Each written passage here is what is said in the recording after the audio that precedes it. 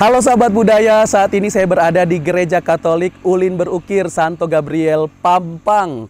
Kali ini kita akan melihat keunikan dari gereja ini. Kalau sahabat lihat di belakang saya, ini gereja megah dengan bangunan berbahan dasar ulin. Katanya ini memiliki keunikan karena ornamen ukirannya itu bukan hanya dari Kalimantan Timur, meskipun wilayahnya ada di Samarinda, tapi ukiran-ukiran khas tradisional dari berbagai daerah di Indonesia ada di sini. Ikuti kami selengkapnya.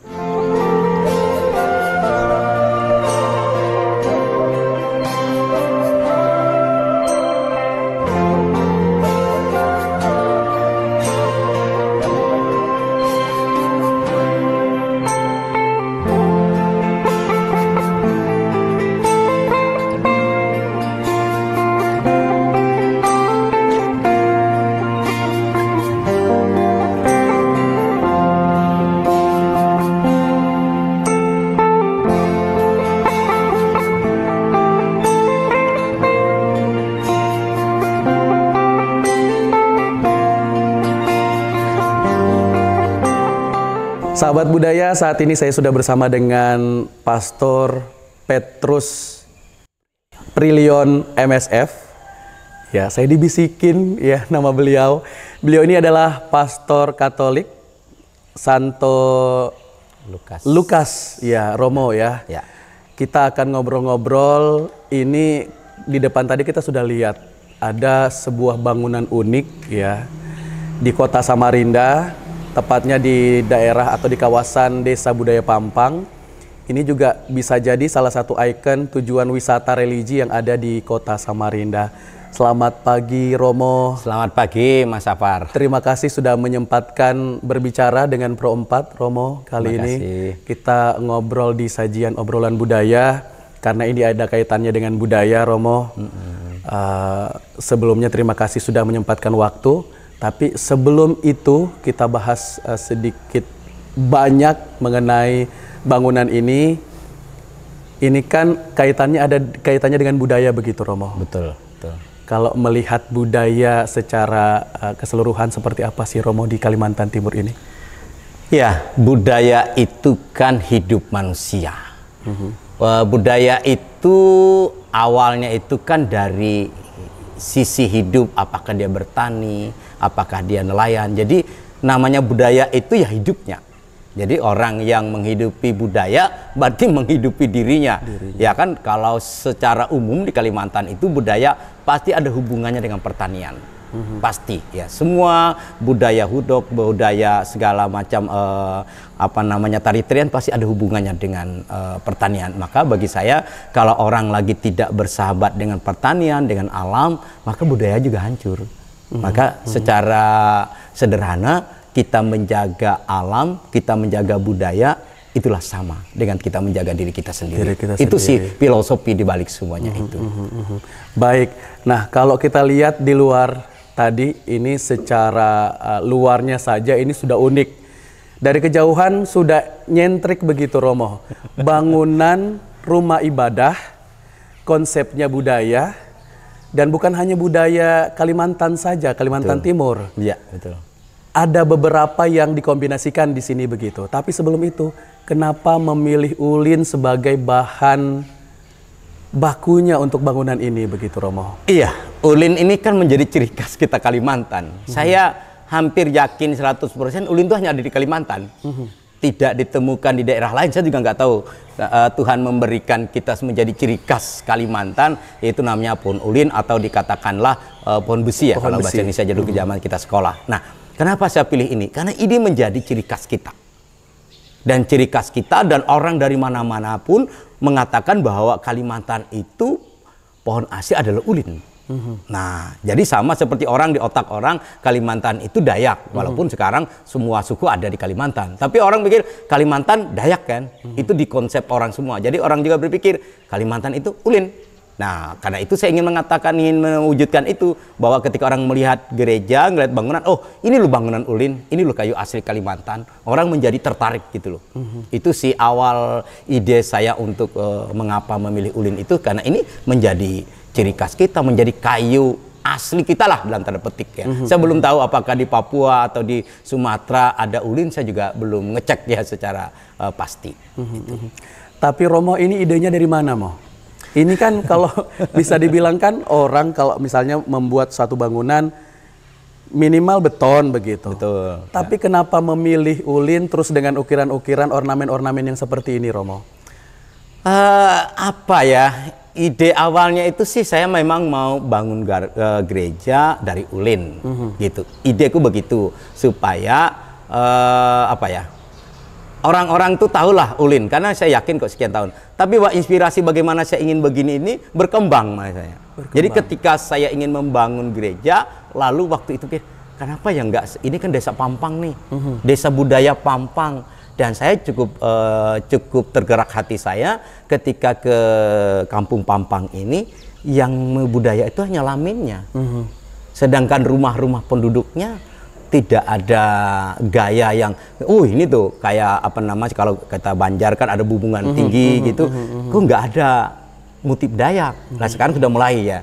Nah, itulah yang menggerakkan hati saya. Saya ingin bahwa ini loh masuk ke desa budaya Pampang, selain lihat lamin, ada bangunan yang memang bangunan Dayak gitu loh. Oke. Yang dari ulin dan tinggi, dan di bawahnya juga ada kolong, kan gitu ya. Yang bisa ditempati untuk kegiatan atau betul, aktivitas jadi lainnya, ngirit begitu. juga, nggak perlu pakai pasang tenda kan. Kan kita orang Dayak kan gampang, kalau panas di dalam, di bawah rumah kan pasti lebih dingin. Ya gitulah. Itulah ide awalnya, ide sederhananya ingin supaya ya ada sesuatu yang juga sumbangan saya untuk desa budaya Pampang ini. Oke, Romo, kalau kita berbicara mengenai ulin ini kan kayu langka, Romo. Betul, mulai langka. Mulai langka dan tidak semudah itu kita bisa mendapatkannya. Betul. Tidak segampang itu dan tidak semurah itu. Ini Romo dapatnya dari mana, Romo? Iya, saya juga sering ditanyakan. Pastor, dari mana dapat ulinnya sebanyak ini dan sebesar ini dan setinggi ini? Saya kadang-kadang juga berpikir ya, saya juga hampir mustahil mendapatkan kayu ini di kota Samarinda. Ya, kecuali kita punya perusahaan besar yang bisa ini. Tapi saya dapat ini ya, sekali lagi, saya hanya mengumpulkan satu orang dapat satu pohon dari rumah-rumahnya atau dari kebunnya atau dari ladangnya ya kan, atau dari manalah dia dapat gitu. Itu yang ku kumpulkan satu persatu. Saya pastor punya 2 pohon. Oh ya, oke. Nanti. Artinya Romo sowan ke rumah warga begitu. Karena kan nggak menebang. Oke. Kan jadi yang perlu diingat bahwa ulin yang digunakan di sini bukan hasil penebangan. Betul, sekali lagi betul. Jadi ini kan ulin yang dulu ditebang, kemudian dibiarkan begitu saja. Dia tergeletak di dalam hutan, tergeletak dalam sungai. Biasanya kalau orang nyebrang sungai bikin jembatan, nah itu paling banyak itu pohon-pohon ulin di situ. Hanya memang ngambilnya agak sulit. Ya karena kan agak jurang biasanya. Nah itulah, jadi saya itu memanfaatkan ulin-ulin yang dulu dibuang dan saya ambil dan saya ukir untuk jadi gereja ini. Gitu. Wow. Idenya brilian, meskipun prosesnya juga tidak segampang itu. Iya, karena gini juga, ketika saya membeli itu kan harganya cukup mahal. Boleh disebutin nominal nggak, Romo? Satu ulin gitu, yang harga termurahnya berapa? Harga termurahnya sekitar 15 juta satu pohon yang 6 meter. Yang 6 meter, 15-16 juta. Ya, itu satu. Ya, satu. Ini pakai berapa, Romo? Ini kalau berapa mau kubik jujur, atau lebih? Kalau saya nggak menghitung kubik, tapi kalau pohon ulin ini yang tingginya 6 meter aja ada sekitar 25 pohon. Kalikan aja itu yang 6 meter ya. Yang 6 meter. Lalu yang 14, kecil-kecilnya? Yang kecil-kecilnya itu tidak terhitung. Tidak terhitung. Perintilannya banyak. Ya termasuk tempat kita termasuk duduk ini. Tempat duduk Iya, ini kan pohon ulin juga nih.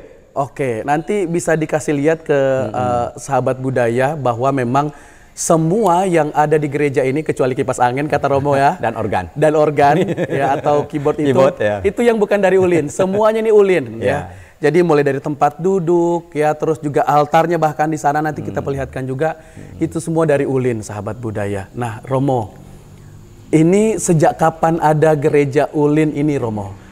Kayaknya baru hampir 3 tahun.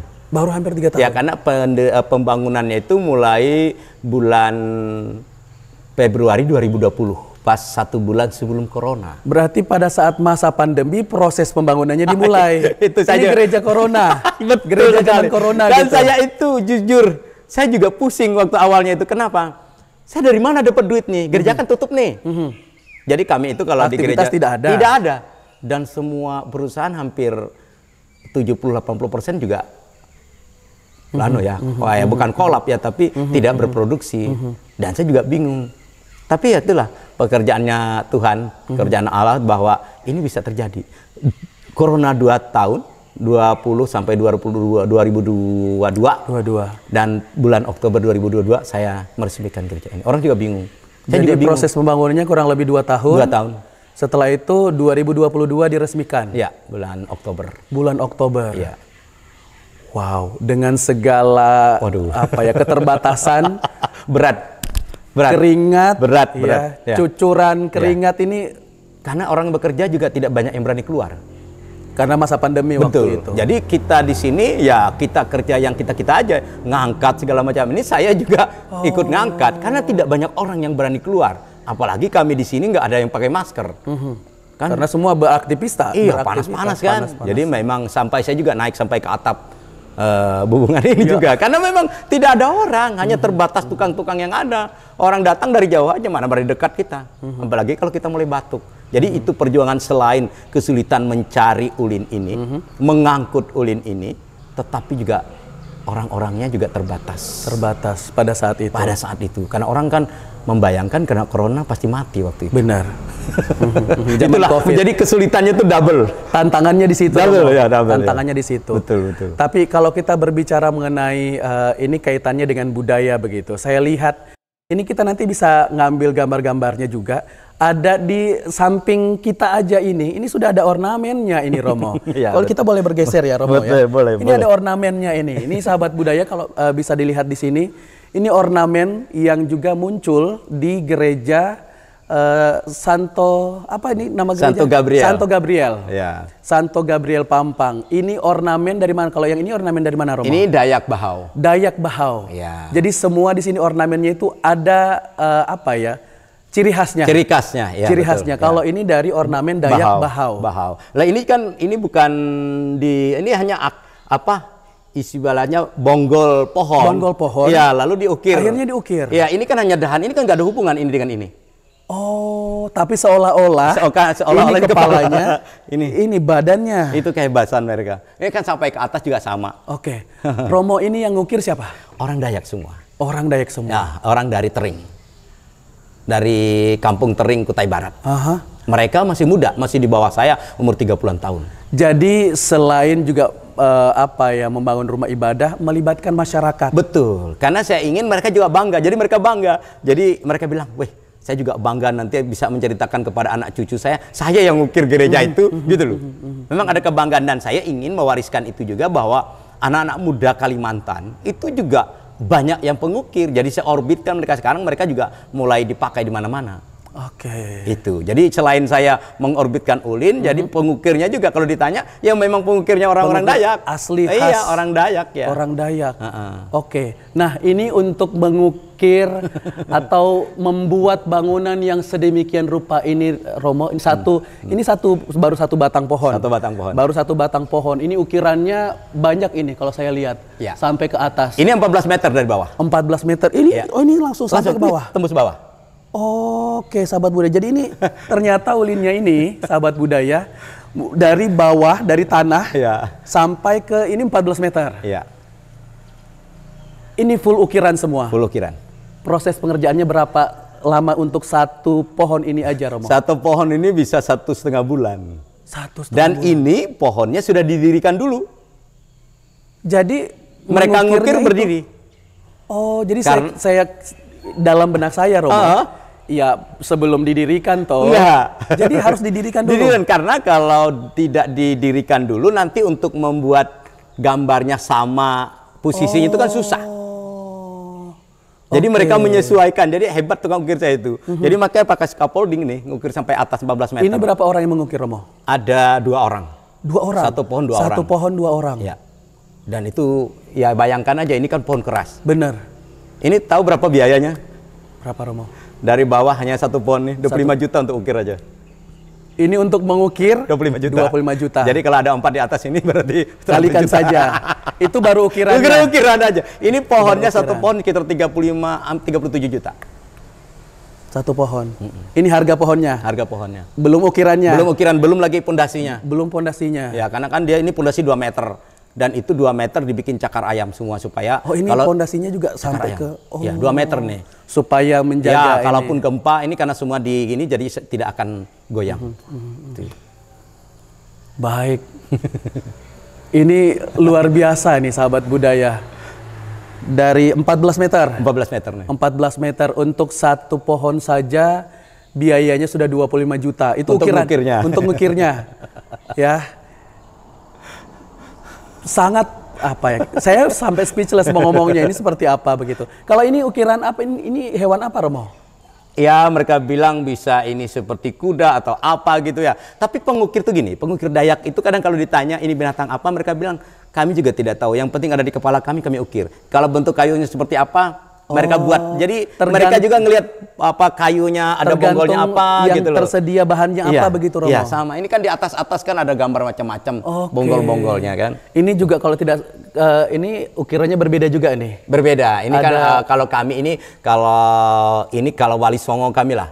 Gambar-gambar Wali Songo ini. Makanya kenapa tadi harus ini kalau kami bilang Santo Santa dalam gereja Katolik ya kan. Nah, itu fotonya semuanya menghadap sini. Jadi sesuai juga dengan memang peruntukannya rumah ibadah. Betul. Begitu ya. Kalau di Muslim kan ada Wali Songo begitu. Ya. Nah, kami ada Santo Santa gitu. Santo Santa. Iya. Oke, ini ukirannya ada semua juga. Jadi empat tiang ini ada semua. Ada semua dan di bawah nanti ada semua. Nanti kita ke bawah. Ya. Nanti kita ke bawah ya. Kita lanjutkan lagi obrolan. Nanti kita mau lihat ini. Di sini kan ini baru satu nih. Iya, betul. Ada 4. Kita mau lihat ini. Oh, ternyata ada namanya, Romo. Ada. Ini Santo Matius. Ini kalau kami kan penulis Injil itu. Oke. Ya, Matius, Yohanes, Markus, Lukas. 4. Oke, jadi ada 4 pilar ya, itu. Semuanya punya filosofi sih. Filosofi yang berbeda-beda. Iya, berbeda-beda. Kalau ini filosofinya apa, Romo? Ini karena dia penulis Injil Matius kan, jadi kami juga ingin bahwa gereja ini berpondasi 4 penulis itu. Jadi gereja itu kami mengimani Yesus itu mereka yang menulis 4 orang ini. Yang 4 orang ya, ini. Itu. Diterjemahkan di pohon ini. Dan dia menyesuaikan juga ini Dayak Bahau, nanti ada yang apalagi di situ. Ini Dayak Bahau. Ya. Kita cari nanti ukiran dari Dayak atau daerah lainnya lagi.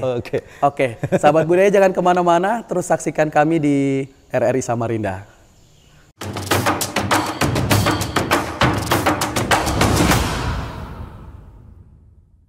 Oke, tadi Romo menjelaskan ada 4 pilar yang dalam keyakinan umat Katolik begitu ya. Tadi pilar pertama sudah diperlihatkan, ini pilar kedua. Ya. Ini juga dengan ukiran atau khas ornamen Dayak. Kalteng. Tapi kali ini dari Kalteng. Dari Kalteng. Kenapa makanya gereja ini juga ukirannya bukan hanya Kalimantan Timur, tapi Nusantara. Ya. Dari Kalteng kali ini, Romo. Dari Kalteng ini. Ini ukiran dari Dayak Kalimantan Tengah. Kalimantan Tengah, ya. Oke. Ini juga sama ini ukirannya. Kalau yang ini Santo Yohanes. Yohanes. Ya, kalau tadi Santo Matius, ini Santo Yohanes. Ya, ini juga salah satu penulis Injil. Ya, jadi memang saya juga biar anak-anak juga tahu Romo, gitu loh ya. Ini menjadi pilar-pilar. Jadi namanya juga pilar kan, menjadi pondasi kan. Benar.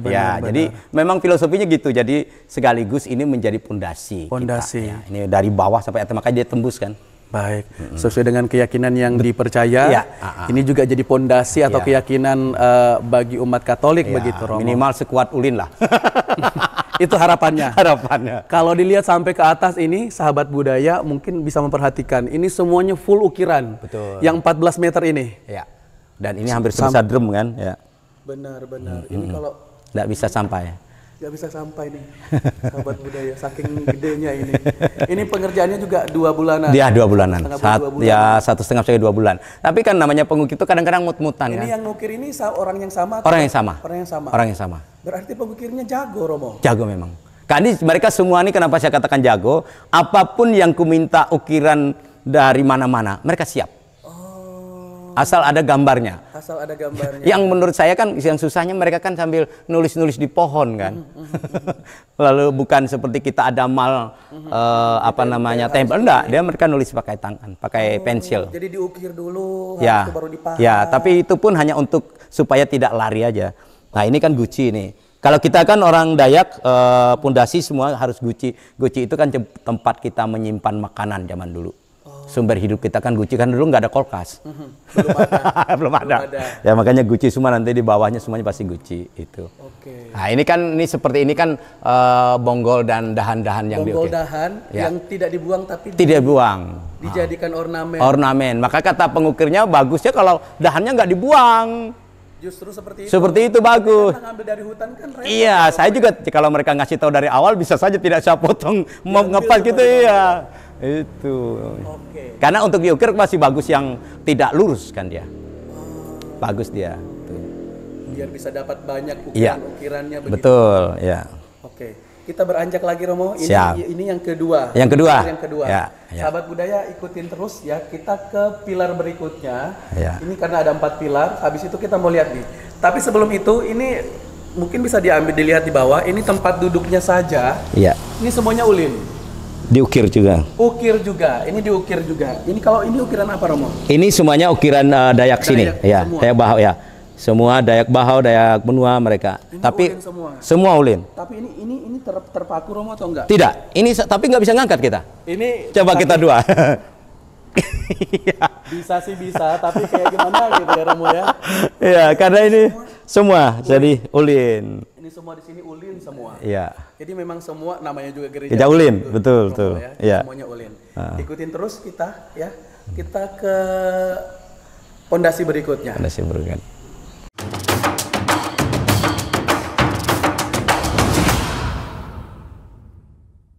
Oke. Nah, kali ini juga di pilar ketiga. Iya. Sahabat budaya, ini pilar ketiga Santo Lukas. Lukas. Iya, penulis Injil ketiga. Ini juga salah satu pilar Iya. dalam keyakinan Katolik. Dan ini ukiran-ukiran apa nih Romo? Ini Tionghoa. Tionghoa. Ya, kalau Cina nanti bilang agak sedikit ya. Tionghoa kita. Ukiran Tionghoa. Tionghoa, ya. Oke, jadi ada sentuhan-sentuhan Tionghoa mulai Iya. dari bawah Iya. sampai ke atas. Iya. Kalau sahabat budaya lihat ya, ini bisa diambil di atas gambarnya. Itu ada ukiran naga. Dan di atas Bahkan sampai di ujung kepala naganya. ujungnya itu ada kepala naga. Ya. Ya, ini ya menandakan bahwa ini ukiran dari Tionghoa. Tionghoa. Ya. Ini juga proses pengerjaannya sama. Sama, juga, Romo? sama. Orang yang sama juga. Orang yang sama. Orang yang sama. Orang yang sama. Itu harusnya ini kita ngobrol sama si pengukirnya ini. Kalau nanti dari mana gitu? kalau nanti saya bisa telepon mereka sebentar ya, siap. bisa nanti ya. Siap. Ya, Nggak oke. apa-apa. Ini soalnya ini kan apa ya, mengukir itu kan nggak sembarangan juga kan Romo Betul. kan?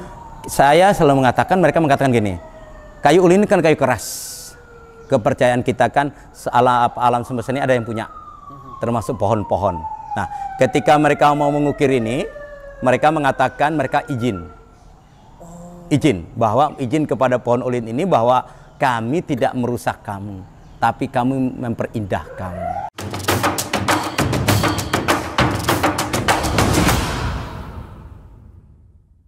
Oke, sahabat budaya, kita sampai ke pilar terakhir. Ini adalah Santo Markus. Santo Markus, ya. Kalau dalam keyakinan Katolik apa nih Romo? Ini juga penulis Injil. Jadi ada Matius, Markus, Lukas, Yohanes. Ada 4 orang. Ada 4 orang. Ya, itu penulis tentang sejarah dan riwayatnya Yesus itu. Dia mereka yang 4 itu yang nulis secara utuh. Dan itulah menjadi pilar kami semua keyakinan. Ini ya. motif Ini Dayak Tunjung. Dayak Tunjung. Dia mirip Sinua, mirip Tiongkok. Karena dia juga Tionghoa. Karena naga juga dia. Ada naga juga. Tapi hanya tapi motifnya yang berbeda. Sisiknya yang berbeda katanya. Modelnya katanya. Kalau teliti sih aku nggak terlalu paham sih. Mereka bilang ada sisik. Ada perbedaan. Iya. Tapi dia simbolnya juga naga juga dia. Simbolnya naga juga. Naga juga ya. Ini Dayak Tunjung. Ya. Tunjung sama Benua sama. Beda. Ada Bahau. Nanti kalau dilihat di bawah nanti. Itu kan Bahau tadi. Oke, nanti kita lihat ke bawah. Iya. Karena memang di bawah itu masih ada Banyak. Ya. Kan katanya ada yang dari Sabang sampai Merauke. Betul. Di bawah? Ada di bawah. Oke, nanti kita lihat. Ya. Kita bergeser sedikit, Romo, boleh Oke, sambil boleh, ke sini mari. bergeser. Ini kita ke sini dulu nih, Romo. Ya. Ada, kalau saya lihat di sini ada keluarga kudus tulisannya, ini Ya. keterangannya. Ya. Nah, ini juga berornamen Kalimantan Timur. Betul. Khas Dayak. Ini bahau nih. Dayak Bahau. Iya. Tapi sebetulnya ini menggambarkan apa nih, Romo? Ya, ini kan iman kami kan ini Yosef, ini Maria, ini Yesus kecil. Maka kami sebut keluarga kudus. Keluarga kudus. Tapi karena ini di Kalimantan, saya coba untuk sentuhannya ya Yosefnya ya Yosef Dayak, Marianya ya Maria Dayak, Yesusnya juga Yesus Dayak. Ini kan pakaian tradisional semua, Dayak. ya betul sekali. Karena ya itulah sesuai budaya kita. Ya memang harus berapanya, harus sungguh-sungguh punya imajinasi untuk itu. Dan hebat tukang kue ini aku kasih aja, aku bilang pokoknya buat yang kira-kira wajahnya Dayak gitu. Dan mereka bisa, gitu. Bener. Kalau kita perhatikan ini apa ya? Sekilas ini, kita tahu ini orang Dayak. Orang Dayak ya. Ornamennya juga Dayak, begitu ya, Romo ya. Ini sampai ke bawah juga ini ulin. Semua ulin. Ulin, kecuali lilinnya ya. Lilinnya bukan ulin. Karena kalau tapi tempat ulinannya ulin. lilinnya ulin. Nah, kita bergeser lagi, Romo. Ya. Ke sini, Romo. Ini Boleh. namanya altar ya, Romo. Altar, ya? iya betul. Altar. Nah, ini juga ulin. Ulin semua utuh. Semua Ya, ulin. ya, bahkan ini juga saya ukir Di bawahnya ini. di bawahnya nih. Ya, di atasnya diukir. Mejanya Ya, ini. gambar perjamuan. Kalau ini akar ulin memang Ini akar ulin utuh ya. Nih. Dan mereka juga gambar macam-macam nih ya. Ini ngambil di mana ini, Romo, kalau yang akar? Ini Ini memang pesannya satu pohon itu sampai ke bukan. akarnya. Biasanya sudah kan nggak ketahu kok di mana akarnya. Yang penting kan pohon yang aku ambil ini nggak tahu di mana akarnya. Tapi kan ketika ada penggalian macam-macam di hutan, aku menyambutnya pakai XK. Kan harus ditarik, diangkat. Benar. Baru kemudian pakai kren bawa ke sini. Makanya proses membawanya juga berat, lama tuh. Dan ini akarnya. Akarnya. Oh iya, kalau kita lihat ini akarnya. Akar semua. Nanti bisa juga dilihat bagaimana akar ulin yang asli di depan yang nanti akan kubalik lalu kuukir juga. Oke. Mm-mm. Ini juga ada ukiran-ukiran. Iya, Kalau ukir-ukir. ini ukiran ini motif apa nih? Ini Dayak juga, Dayak Bahau. Bahau. Ya. Oke, ini Bahau, Tunjung, Benua, mereka hampir mirip. hewan-hewannya. Iya, hewan-hewan. Ini kalau nggak salah hewan babi. Iya, sepertinya begitu. Romo, ini kalau nggak salah nih, Romo ya. Iya. Pokoknya mereka kreatif. Ini kan ada kera juga di sini nih. Ya, ini. Jadi pokoknya kalau banyak begini mereka kreatif buatnya. Ya, nanti kita lihat di sebelah juga banyak itu. Iya. Iya, ini tempat mimbar. Ini namanya mimbar. Ya, mimbar ya. Ini. Mimbarnya juga bahkan ini dari Akar ulin semua. Iya, akar ulin semua. pohon ulin. Iya, betul. Iya. Dan ini juga dibikin macam-macam nih binatang-binatangnya. Ya, kalau ditanya binatang apa saya juga tidak tahu juga. Oh, ini kayaknya ini kera nih, Romo. Bukan ya? Nggak tahu, ini karena terbalik-balik. Ini kan ini pahanya nih. Oh iya, benar. Ya. Ini ukiran motif Dayak juga. Iya, motif Dayak semua. Ya, itu kan kayak kepala enggang nih. Oh iya benar. Oh ini kan. Iya, enggang kan? Ini taruhnya. Betul. Oh iya. Ya, ini makanya kalau dahannya banyak malah bagus, dia bisa imajinasinya jalan. Justru lebih bagus. Saya malah beri kebebasan kepada mereka, silahkan gambar apa Pastor, terserah kalian, aku bilang. Saya yang urusan begini kalian lebih kreatif gitu. Tapi ini juga mahal juga ngukirnya. Lebih mahal dari satu pohon? Kalau yang ini mahal yang tinggi ini sih. Ya, ini 10-an. Ya, ini 10-an juta dia. Baru ngukirnya aja. Yes. Belum akarnya belum ngangkutnya. belum ngangkutnya. Belum ngangkutnya. Tapi semua itu kekuasaan Tuhan. Tuhan, betul. Saya juga kalau ditanya bagaimana, saya merasakan Tuhan yang bekerja, bukan saya kok. Jadi bisa selesai semuanya. Baik. Tapi Romo otomatis Romo kan tidak bekerja sendiri begitu. Betul. Kalau tidak mereka yang tukang dan tukang ukir ya nggak jadi seperti ini. Ada bantuan dari pemerintah? No. Tidak ada sama Tidak sekali. ada. Swadaya dari kami. Swadaya dari Betul. masyarakat. Ya, dan itu pun ngumpul dari 1000-1000 gitu. Dari 1000 sampai yang tidak 1000 gitu loh. Tapi orang, jadi saya ide itu begini. Membangun gereja itu kerja gotong royong. Jadi semua orang bisa menyumbang walaupun hanya 100 rupiah, walaupun hanya 1000 rupiah. Jadi dia bisa menyumbang. Jadi orang merasa ini milik bersama. Jadi saya nggak pernah bekerja sendiri, makanya umat saya itu begitu senang karena mereka ikut ambil bagian. Bahkan ketika pesta, saya nggak mengeluarkan uang untuk masak-masak. masing-masing suku kami nyumbang ini, kami ini. Akhirnya untuk 3.000 orang nggak ada keluar uang 1 sen pun. Sudah ada Itu karena mereka merasa ini milik mereka gitu loh. Jadi mereka juga ikut bangga kan, bukan karena saya tapi mereka juga ikut ambil walaupun mungkin mereka hanya nyumbang berapa ribu gitu, tapi mereka ikut bangga. Itu sih yang ingin saya wujudkan dari Indonesia itu kan bergotong royong. Jadi budaya kita jadi gotong royong, tenggang rasa, gitu. Itu penting kita wujudkan. Dan itu proses pembangunan gereja ini saya gunakan itu semua. Bahkan ketika kami bangun di sini, orang-orang Pampang ini mereka ngantar pisang, ngantar singkong untuk kita para pekerja di sini. Kan zaman corona. Benar. Zaman corona. Jadi kan masyarakat sekitar juga aware. Aware ya, dan mereka bangga karena jujur aja kenapa mereka bangga? Ini loh bukan orang Pampang, saya bukan orang Kalimantan Timur, walaupun saya orang Dayak, tapi kan saya dari Kalimantan Tengah. Tetapi mempersembahkan sesuatu yang unik di kampung mereka. Oke, sahabat budaya, ternyata Romo ini juga mendapat penghargaan dengan adanya bangunan ini, Gereja Ulin, itu dapat penghargaan bahkan bukan hanya di Indonesia, tapi juga dunia. Iya. Kita akan lihat ini, nanti ada penghargaannya begitu ya. Kita boleh lihat ya? Boleh, ya? boleh. Mari.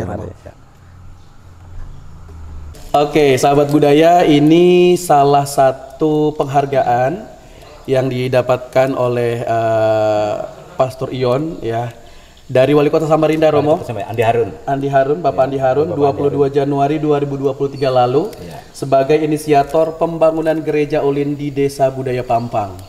Tuh, dokumentasinya juga ada di atas. Tapi selain itu, Romo ini juga Pastor Petrus Prilion Ibardabot Binseng MSF sebagai Kepala Paroki Santo Lukas Temindung. Ini ada prestasi lainnya juga sebagai pemrakarsa rekor bangunan gereja panggung ulin berukir pertama di dunia. 100% terbuat dari kayu ulin yang kita datangi saat ini. Ya, ini tercatat di dunia. Betul. Ya. Di dunia, Romo. Di dunia.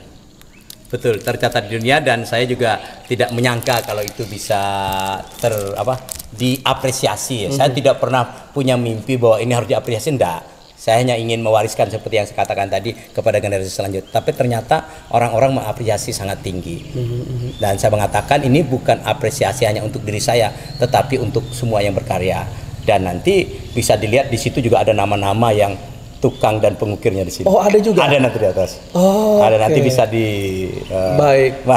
Jadi saya juga menghargai mereka. Mereka lah yang luar biasa, bukan saya. Dan ini kan seperti yang saya katakan tadi, ini kerja gotong royong untuk seluruh umat, dan bahkan bukan hanya orang Katolik, teman-temanku yang bukan Katolik juga ikut andil untuk membantu pembangunan ini. Baik, luar biasa. Nanti kita lihat lagi bagaimana keunikan lainnya di Gereja Ulin ini. Tetap bersama kami. Makasih.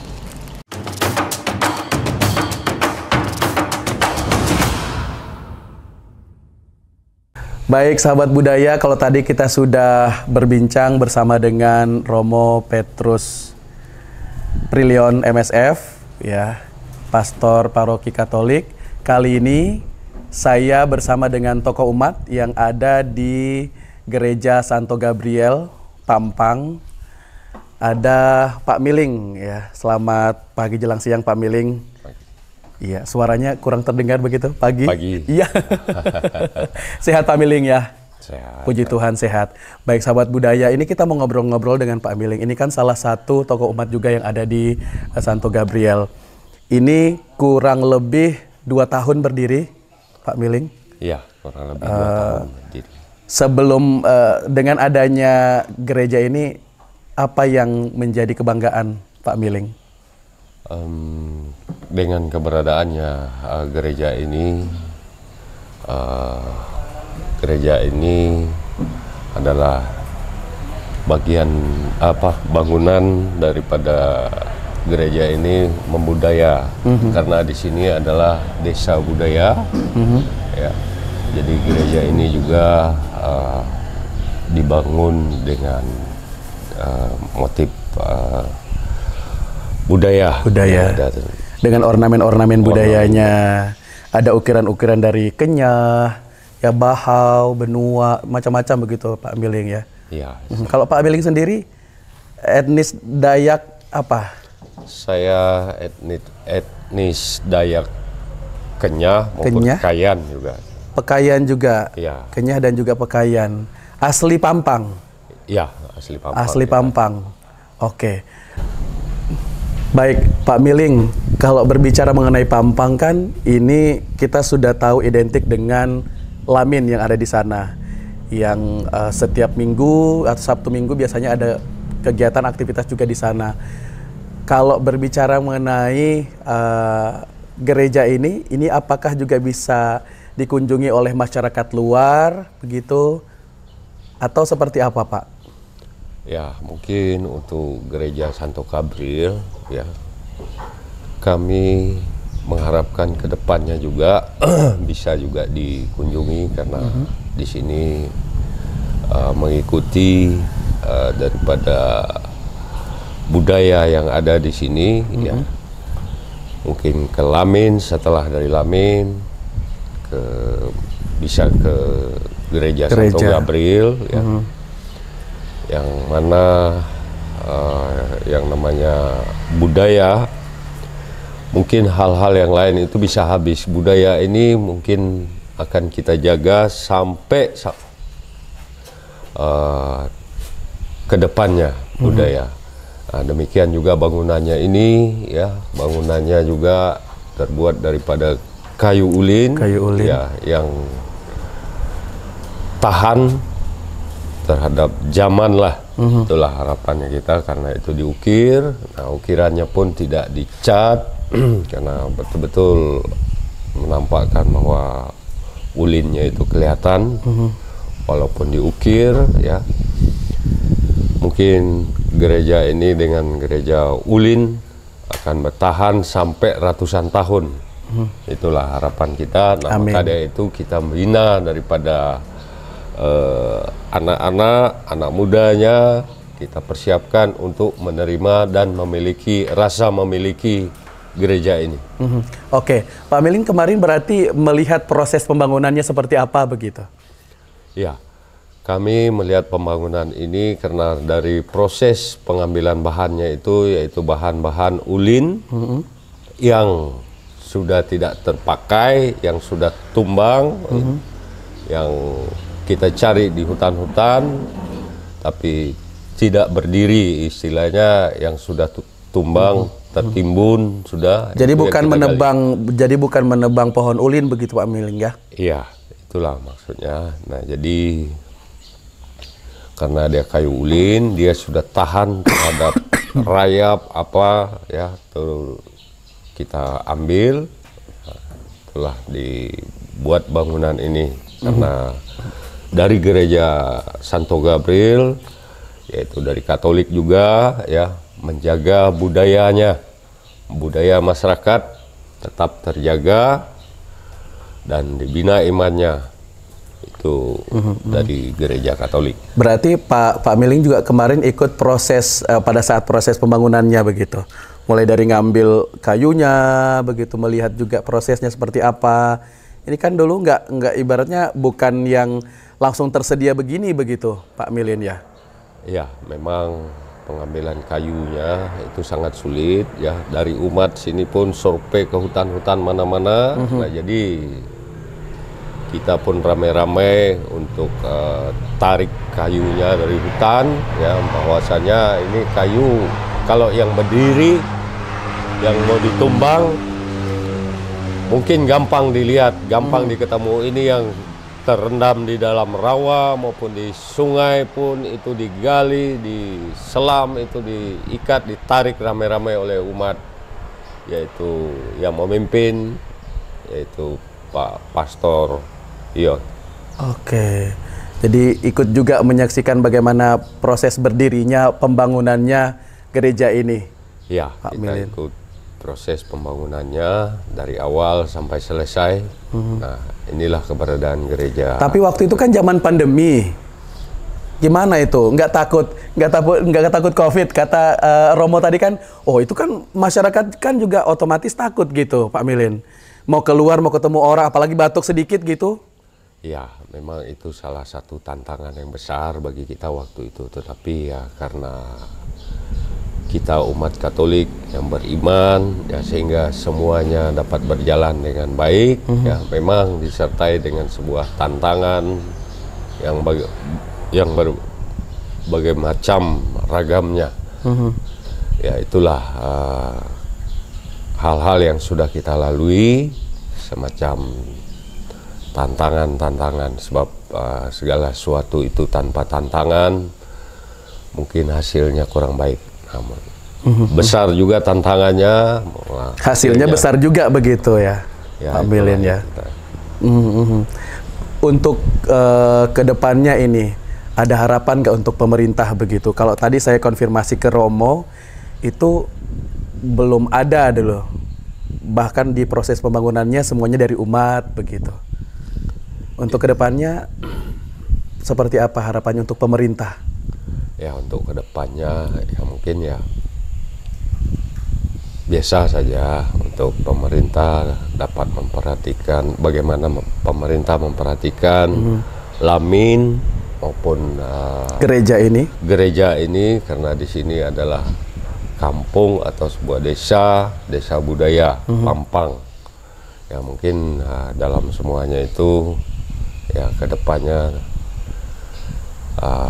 tanggapan pemerintah cukup positif mengenai masa depannya, sehingga berdirinya gereja ini juga betul-betul karena swadaya daripada umat. Kalau untuk ke generasi penerus nih, Pak Milin, apa yang mau disampaikan? Ini kan bangunan khas, identik, corak budayanya sangat kental begitu. Mohon maaf, bukan usia muda lagi Pak Milin dan kawan-kawan. Otomatis harus ada regenerasi, generasi penerus begitu. Ya, itulah yang kita bina selama ini, yang seperti saya katakan dari awal, ya dari generasi penerus, yaitu kita bina dari awal. Walaupun kurang lebih baru 2 tahun sudah gereja ini terbangun, ya kita dari sekarang membina atau membimbing anak-anak muda untuk kedepannya, khususnya di gereja Santo Gabriel, ya supaya budaya itu juga tetap tertanam dan merasa memiliki budaya, termasuk bangunan gereja ini. Budayanya dipertahankan, keimanannya ditingkatkan begitu ya, dan sesama di lingkungan juga saling menjaga satu sama lain. Ya, itu demikian supaya terjaga semua, berjalan dengan lancar, ya terjalin saling peduli antara umat maupun antar sesama masyarakat di Desa Budaya Pampang. Baik, jadi kalau mau berkunjung boleh begitu, Pak Milin? Boleh. Ya, kalau mau berkunjung boleh ya. Ada waktunya mungkin hari apa gitu? Gak ada? Ada? Khususnya kalau untuk kunjungan di Pampang ini, ya dari balai itu hari Minggu setelah ibadah. Demikian juga di sini hari Minggu setelah ibadah. Walaupun ada hari-hari lain, silakan berkunjung ke sini. Kami terbuka untuk semuanya, karena budaya ini adalah milik kita semua. Milik kita bersama. Baik, jadi sahabat budaya, kalau misalnya ke Samarinda, ke Desa Budaya Pampang, bukan hanya berkunjung di Lamin ya, tapi juga ada gereja Santo Gabriel dengan ciri khas keunikannya ornamen ukiran dari seluruh Nusantara. Pak Milin, terima kasih sudah ngobrol-ngobrol ya. Kita mau lanjutkan lagi, mudah-mudahan ini juga jadi inspirasi untuk teman-teman kita di luar sana. Ketika berkunjung nanti bisa datang ke sini, ketemu Pak Milin dan kawan-kawan, melihat gereja secara langsung. Ya, sukses selalu Pak Milin. Sukses. Sahabat budaya, kita break terlebih dahulu. Nantikan kebersamaan kami di RRI Samarinda.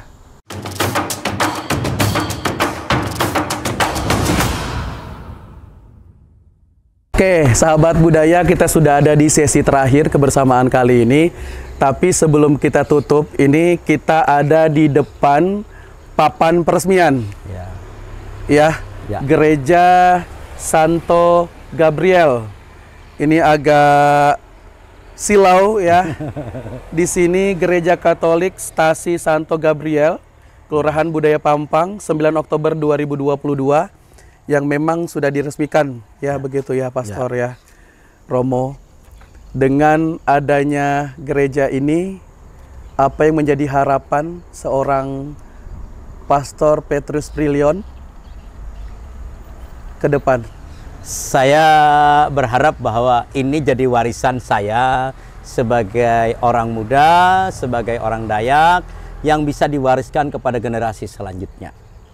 Itu sih, bahwa saya ingin bahwa orang boleh beriman, boleh berbeda keyakinan, tapi tidak melupakan budayanya. Seperti kita boleh menjadi orang hebat, bisa menjadi orang sukses, tapi jangan lupa yang melahirkan kita, itu orang tua kita. Bagi saya budaya kita adalah orang tua kita. Jadi ketika kita mampu menghargai budaya, kita menghargai orang tua kita, leluhur kita, dan menghargai sang alam semesta. Jadi saya ingin bahwa gereja Gabriel Pampang ini, Gereja Ulin ini, sungguh-sungguh menjadi miniatur Indonesia, menjadi miniatur iman kita, bahwa iman kita itu tidak bertentangan dengan budaya. Semua orang itu pasti lahir dari budaya. Tuhan Allah pun ingin manusia itu tetap dihargai dengan keunikannya masing-masing. Dan saya ingin, karena ini Kalimantan, saya ingin membuat gereja dari Ulin, dan dengan ukiran-ukiran yang memang mayoritas mayoritas Dayak, tetapi kemudian juga dari Indonesia, seluruh Indonesia. Jadi saya berharap dengan simbol gereja ini kita menjaga kebinekaan kita. Kita boleh berbeda, tetapi kita tetap satu juga. Bhinneka Tunggal Ika itu semboyan kita. Ya. Indonesia. Indonesia. Ya, baik. Romo, terima kasih sudah mau bersama berbincang di RRI kali ini. Mudah-mudahan ini menjadi inspirasi untuk semua pendengar kita, pemirsa kita, sahabat budaya di seluruh Nusantara. Dan ketika berkunjung ke Samarinda, jangan lupa sempatkan mampir ke Gereja Katolik Santo Gabriel Pampang. Iya. Kalau ada waktu nanti bisa langsung ketemu Romonya juga, begitu ya. Amin. Baik Romo, terima kasih sudah berbincang dengan RRI terima kali kasih, ini. Mas Apar. Mudah-mudahan apa yang kita sampaikan juga kepada pendengar kita, pemirsa kita, bisa menjadi inspirasi di luar.